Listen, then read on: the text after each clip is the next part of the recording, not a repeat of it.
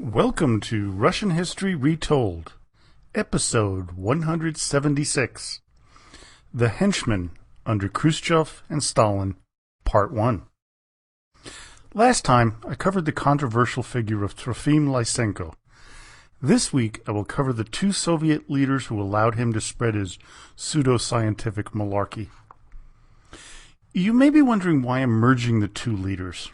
Well, this is going to be a different podcast, as I'm not going to go into much depth on either Khrushchev or Stalin, as I already did that quite a while back. As the podcast title suggests, I'm going to cover the relationship of the henchmen to their leaders, especially when serving under Stalin. The men I will look into will be Lavrenti Beria, Nikolai Bulganin, Lazar Kaganovich, Georgy Malenkov, Anastas Mikoyan, Vyacheslav Molotov, Mikhail Suzlov, Klement Voroshilov, and Andrei Zhdanov. At a later date, I may undertake full podcasts on some of these men like Beria, Kaganovich, Molotov, and Voroshilov. These 9 men personally signed the death warrants of millions upon millions of people. They had little to no compunction of sending relatives, sons, daughters, wives, to gulags or to the prison hell known as Lubyanka. They also might have all died had not Joseph Stalin passed away from a stroke in 1953. Only Lavrenti Beria was killed of that group. I'm going to cover them in alphabetical order, so as no other honor of any kind be given to them, even posthumously. They were cruel, paranoid, and butchers of various degrees. They served during the Great Terror, the Great Patriotic War, known to the West as World War II. These men also lived under constant fear for their own lives, sacrificing others so that they might survive. The first one we'll talk about may be the most depraved of all, Lavrenti Beria. His name is burned in my memory as my mother would spit on the ground and yell, "Bistya!" any time his name was mentioned. His depravity, especially his serial raping, is legendary. He was born in March of 1899 in Georgia of Mengelian background to Marta Jakeli and Pavel Beria. His mother was a deeply religious woman and a member of the Georgian Orthodox Church, and his father was a somewhat prosperous landowner. Lavrenti went to technical school in Sukhumi, Azerbaijan, whose curriculum focused mainly on the petroleum industry. In 1917, he joined the Bolsheviks.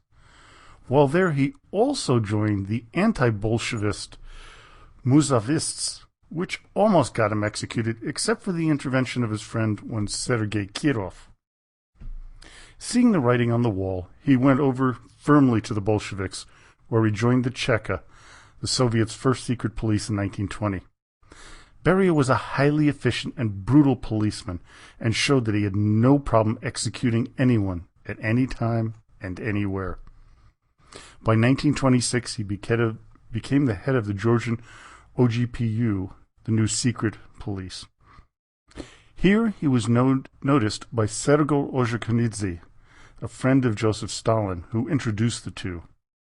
Beria was to become a strong ally of Stalin over the years. He continued to rise in the Communist Party and in the eyes of Stalin. By 1935, he became one of the leader's most trusted henchmen. Beria's relationship to Stalin was of some subservience, but also mutual distrust. Stalin never really trusted Beria.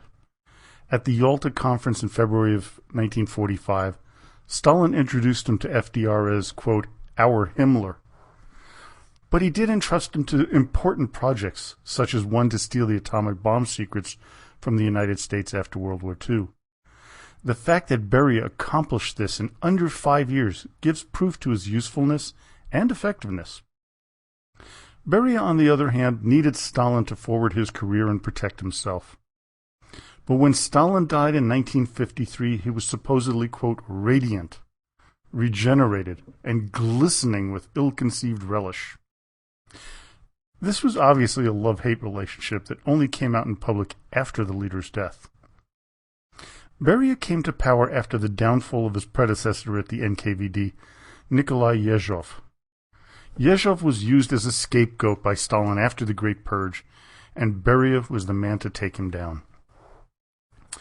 Yezhov, though, had ordered Beria to be arrested in 1938, when he was the first secretary of the Georgian Communist Party, but Georgian NKVD chief Sergei Gogolidze warned Beria, who immediately flew to Moscow to see Stalin personally. He convinced the leader to spare his life. Beria would later have his men shoot Yezhov after a closed-door trial. In 1940, Beria, at the order of Stalin, had his men commit one of the great atrocities of World War II. Lavrenti sent memo number 794/B to the leader. About 22,000 people, many of whom were Polish prisoners of war, but also included members of the intelligentsia, doctors, and priests. After Stalin approved Beria's suggestion on how to handle the situation, the NKVD executed all of the people in what is known to history as the Katyn Forest Massacre. Beria was an efficient and brutal murderer, helping Stalin purge the Red Army before and during the war. He relished the killing and the torture, which really shows his utter cold-heartedness. It is also why he was so totally mistrusted by many of the other henchmen surrounding Stalin. Only Georgy Malenkov allied himself with Beria, although when Khrushchev ambushed him at the meeting of the Presidium on June 26, 1953, even Malenkov abandoned his old friend. When Khrushchev attacked Beria verbally, Lavrenti was to have said, quote, "What's going on, Nikita Sergeyevich? Why are you picking fleas in my trousers?" Beria was taken completely by surprise by his subsequent arrest, which is kind of ironic as he was the head of internal affairs and state security. Lavrenti Beria was executed on December 23, 1953. While awaiting his death, he was said to have whimpered so loudly and energetically that his executioner, General Pavel Batitsky, stuffed a rag in Beria's mouth before shooting him in the forehead. An appropriate end to a man who enjoyed the murder and torture of others so much. The next henchman we will review is a somewhat lesser-known figure, Nikolai Bulganin. Nikolai Alexandrovich Bulganin was born on June 11, 1895, in Nizhny Novgorod. His father, an accountant, led a quite well-to-do family, which is likely why we have very little knowledge about Bulganin's early life. I guess it wouldn't have looked very good had it been known that his relatives were quite the bourgeoisie family. He also started his career as a member of the Cheka, the original Soviet secret police, as an officer in 1918. From there he became a manager of Moscow's electrical equipment factory. In this capacity he earned a reputation as an excellent administrator. By 1931 he was made chairman of the Moscow Soviet. He did such a good job that he caught the eye of Stalin and was on his way up the hierarchy of the Soviet Union. Bulganin was appointed to the position Premier of the Russian Republic, which he served from 1937 to 1938, and subsequently became the chairman of the Soviet Union's State Bank and deputy premier of the Soviet Union from 1938 to 1941. He became a full member of the Central Committee of the Communist Party in 1939. His service during the Great Patriotic War against Nazi Germany was stellar, although he never served on the front lines. In 1944, he served as Stalin's agent in the High Command of the Red Army as Deputy Commissar for Defense. Due to all the purges that went on before and even during the war, Bulganin was as paranoid as the next man. Simon Montefiore writes in his book, Stalin, The Story of the Red Tsar, about a time when Moscow was under attack by the Nazis, just miles away from its gates. Stalin had sent Marshal Zhukov to the Western Front headquarters to see what was up. Quote, "There he found Molotov, Malenkov, Voroshilov, and Bulganin indulging in an ugly hunt for the scapegoat." There was a constant pattern of looking for the other guy who screwed up, because if you were found to make the mistake in Stalin's eyes, whether true or not, your neck was on the line. Bulganin was a master of doing his job well, but not so well that others would feel like he was stepping on their toes or making them look bad. Voroshilov, in an exchange with Konayev about the defense of Moscow, had a supporter, according to Montefiore. Quote, he was supported by Nikolai Bulganin, that blond and goateed bearded ex-Chekist who had been mayor of Moscow and boss of the state bank.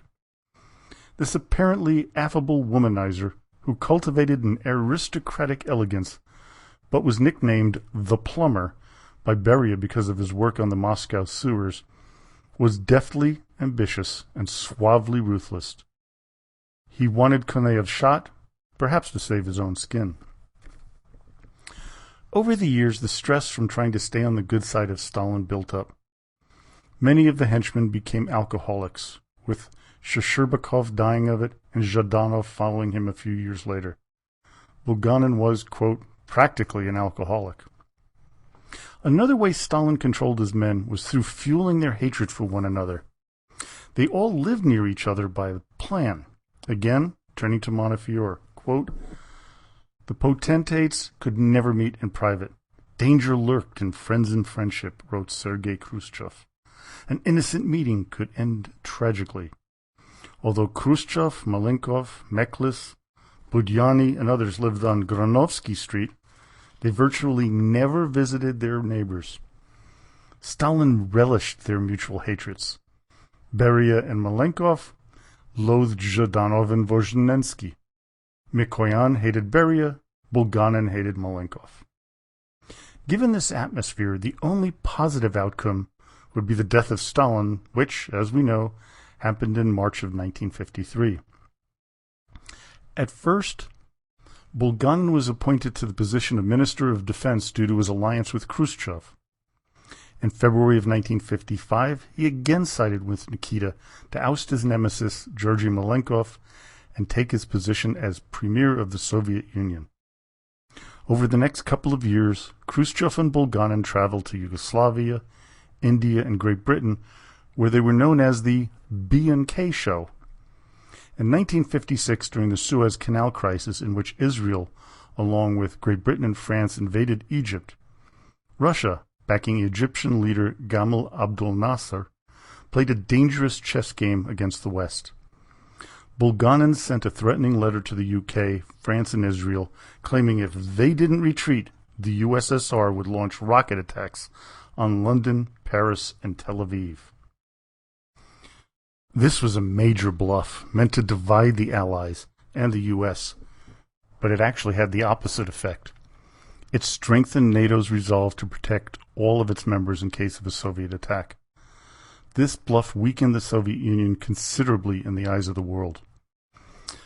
By this time, Bulganin was becoming weary of Khrushchev's reforms and harebrained ideas, so when the anti-party group tried to oust Nikita, he became an outsider. The idea was to replace Khrushchev as first secretary with Bulganin. The vote in the 11-man presidium was 7 votes to 4, in which Malenkov, Molotov, Kaganovich, Bulganin, Voroshilov, Peruvkin, and Saburov supported the ouster, and Khrushchev, Mikoyan, Suslov, and Kirichenko against. Marshal Zhukov came to the aid of Khrushchev, who argued that only the Central Committee could remove him from office. When the vote came about, Zhukov mobilized the military to fly in all of Khrushchev's allies to Moscow, where they voted against removal. The anti-party members all lost their power, with Bulganin being forced to step down in March of 1958. By 1960, he retired with a pension, and Bulganin would live on until 1975, when he passed away at the age of 79. The next one we will talk about today was known as Iron Lazar, Lazar Moiseyevich Kaganovich.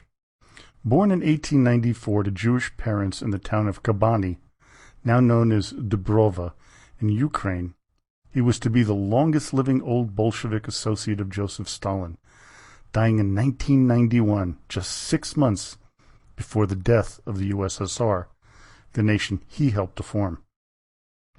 Kaganovich joined the Bolsheviks in 1911, 6 years after his older brother Mikhail. He was the Minister of Propaganda for the Red Army during the early years after the Revolution. But it was his appointment as the head of the Orgbureau of the Secretariat when Stalin became General Secretary of the Communist Party that he made his mark. Stalin was always credited with putting his men into key positions as he jockeyed for power against Trotsky, Bukharin, Kamenev, Zinoviev, and Rykov. But it was Kaganovich who would do the work necessary. He was also the first person to publicly pledge undying support to Stalin, basically doing anything and everything his boss asked him of. Perhaps the most important thing Kaganovich did for Stalin was rigging the vote during the 1934 Congress of the Communist Party, in which he was the chair of the counting committee. The two main people running for the position of General Secretary were Joseph Stalin and Sergei Kirov. Kaganovich deleted 290 votes against Stalin, which brought his negative number to 2, one less than Kirov. Now, it wasn't the positive vote that won you, it was how few negative votes you had. Before the fixed election, Kaganovich was involved in one of the great tragedies and genocides of the 20th century, the Holodomor famine. Millions of Ukrainians and other nationalities died of starvation because of the actions of Kaganovich and Stalin's henchmen like Postyshev and Kosyor. Next up is his complicity in the Great Purge. Iron Lazar, as he was known, had ordered the arrests of thousands of railway administrators between 1935 to 37, accusing them of being wreckers or saboteurs. Many were executed or sent to the gulags. He did the same to the heavy and oil industries when he was named to the Narkom, or minister, from 37 to 40. Tens of thousands of people, if not more, were executed by his order. One of the victims of the purge was Lazar's own brother, Mikhail. He was a Narkom of the aviation industry, where he was doing a pretty poor job. In 1941, Stalin told Lazar that his brother was, quote, associating with the right wing. He knew what that meant. After telephoning his brother, Mikhail committed suicide. Over the coming years, through the Great Patriotic War, Kaganovich showed his ruthlessness and ability to get things done. After Stalin's death, he remained a powerful man, but that would change with his attempt at a party coup against Khrushchev in 1957 as a member of the anti-party group. After the failed coup, he was sent to Ural to become a director of a small potassium factory. By 1961, he was dismissed from the Communist Party altogether. As I said before, he would live on until his death in 1991, the last of the old Bolsheviks. The last person we'll cover today is Georgy Malenkov. Georgy Maximilianovich Malenkov was born on January 8, 1902, to a wealthy farming family in Orenburg, Russian Empire. His maternal grandfather was an Orthodox priest, something that will have an influence later on in his life. Coming from a well-to-do family was unusual, but not unheard of for a Bolshevik. What was odd that he would survive the Great Purge in the 1930s, whereas many others would not. By the age of 16, he was a volunteer for the Red Army in the Russian Civil War. When he was 18, he joined the Communist Party, serving as a political commissar in Turkestan. At the same time, he met his life partner, Valeria Golubutsova, which turned out to be very helpful to Malenkov, as her mother was a close confidant of one Vladimir Lenin. Valeria would be with him as he rose through the ranks and follow him to exile when he fell from grace. Malenkov's career in the Communist Party got a major boost in 1924 when Stalin noticed him and made him a member of the Orgbureau of the Central Committee of the Soviet Communist Party. He became in charge of keeping the records on the 2 million Communist Party members, which would make him very helpful to his boss, especially during the show trials and the purges. One of Malenkov's early jobs was to help take down the head of the NKVD, Nikolai Yezhov, in 1938 with the help of Lavrenti Beria. By February 1941, he was to become a candidate member of the Politburo. Later that year, when the Germans invaded the Soviet Union, Malenkov was promoted to the State Defense Committee.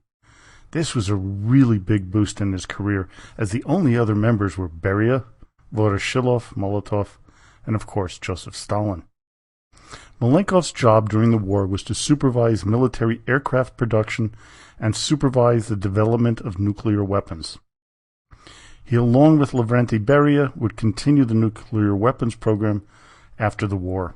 Malenkov's first deputy would become the Minister of Defense of the Soviet Union from 1976 until his death in 1984, one Dmitry Ustinov. After the Great Patriotic War, Malenkov helped Stalin take down the war hero, Marshal Georgy Zhukov. A few years later, Malenkov helped launch the attack on the leadership of Leningrad, where hundreds were executed and thousands sent to the gulags. By 1952, Georgy Malenkov was considered one of the likely successors of Stalin, which came about after his death in 1953. In September of that year, he became first secretary of the CPSU. He shared power with Nikita Khrushchev until the beginning of his downfall in 1955. In 1957, as I've mentioned before, he became part of the anti-party group, along with Molotov, Kaganovich, and Voroshilov, trying to oust Khrushchev. When that failed, he was removed from the Politburo. By 1961, Malenkov was sent to Kazakhstan to manage a hydroelectric plant. When he died in 1988, he had turned back to religion, where he was a reader in the Russian Orthodox Church. Before we go, I want to share with you some notes from the chapter End of the Road from a new book called On Stalin's Team, The Years of Living Dangerously in Soviet Politics by Sheila Fitzpatrick. It recounts the funerals and the end of days of some of the henchmen of Stalin and Khrushchev. Although, I gotta say, she's a lot kinder to them in her descriptions than I have been. I'll share the end of all the members of the team, as she puts it, including those I'll cover next podcast. First, we have Nikita Khrushchev dying in September 1971. There was no state funeral or burial in the Kremlin wall, as he was on the outs with the communist regime of Brezhnev. There was only a private funeral with some friends and family. What was unusual was the presence of members of the liberal intelligentsia, people Khrushchev had ridiculed during his reign. Next was Anastas Mikoyan in 1978, where he died at the age of 82.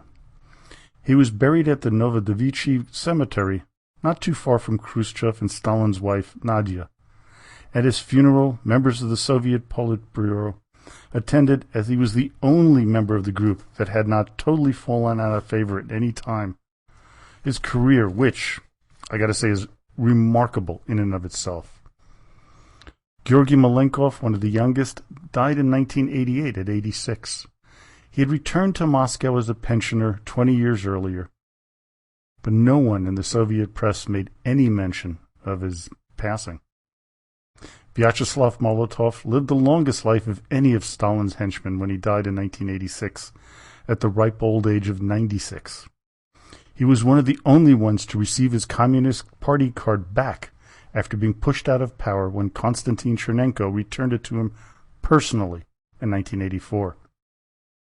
Fitzpatrick noted that Molotov, despite being one of the most important men in the Soviet Union for over 30 years, did not receive a state funeral, but his passing was front-page news in the government newspaper Izvestia. The last one to die was Lazar Kaganovich. His final years were filled with bitterness and anger, as well as suffering from dementia.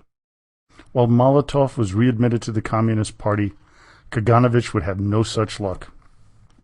He was despised by many as the man who was at the forefront of the Great Purge, hated most of all by those who were rehabilitated under Khrushchev's de-Stalinization program of the 1950s. The other reason was the anti-Semitic atmosphere in the USSR. Kaganovich also was to die just 6 months before the end of the country he, Stalin, and the henchmen terrorized, saved, built, and eventually destroyed. At his funeral, there were hundreds of people, but most of them were mostly journalists and sensation seekers. Well, I hope you enjoyed today's podcast.